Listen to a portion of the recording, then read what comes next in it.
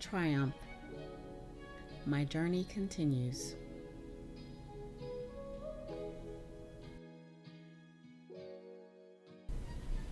When I was a child, playing meant you were outside running around until it got dark, or that you played with board games and toys inside. In contrast to my childhood, the youth of today have electronic play at their fingertips. I have very little time to explore games as others do, but what I discovered long ago is that life itself is a game. The past 6 years have proven this much, and with each encounter, I know that I have a 50-50 chance of winning and losing. Yet the mere thought of losing any challenge, especially in life, is not fun. In comparison to the gaming space, life guides us toward frustration when we cannot achieve certain goals. Some challenges come easier than others, but we still live for a good test of endurance. For me, I never like to fail because I lived to make others proud. I believed that everything I did would result in achieving certain goals, in winning. But life happened. I married young, had a family, and divorced just beyond a decade. It was one of the biggest challenges of my life, and I failed miserably. Spiritually, I had become a wreck. Mentally and emotionally, I had lost it due to stress. And physically, I was tired. I just wanted to take a break from the losses and find me, a person who was absorbed into someone else's world. Single parenthood was coupled with a slow rise to the top.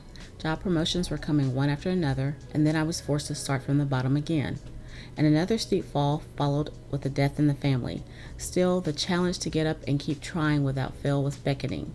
Another positive, then two back-to-back failures. This game called life made me feel inadequate. I believed things would never be the same, that I would never see and feel the sun shining in the way it was meant to be experienced. But eventually, I did. Although I had failed, I took time to rediscover me, to find a way to experience joy from within. I was motivated to continue along the path despite my wins and obvious losses.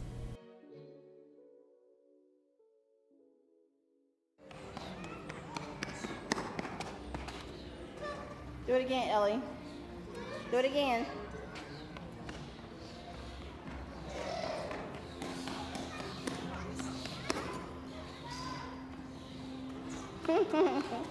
What are you doing? Learning not to give power to the forces that caused the failures, my pains, was very difficult for me. Over time, I realized that I had the power to overcome any situation by handling each one differently. Screaming to the top of my lungs when I felt defeated was not the answer. Realizing that losing a challenge only served to make me stronger and that I could overcome my obstacles gradually made sense. Now, when I see a speed bump in the road, I slow down and proceed with caution. When memory proves that the scenario resembles a previous test, I make the necessary adjustments to prevent returning to a lower level in the game, understanding that my collective experiences have made me the winner I am. Nevertheless, I continue along my journey, believing that prior losses will always serve as reminders to keep trying, no matter the outcome. Win or lose, I must continue to play if I ever want to triumph in the game of life.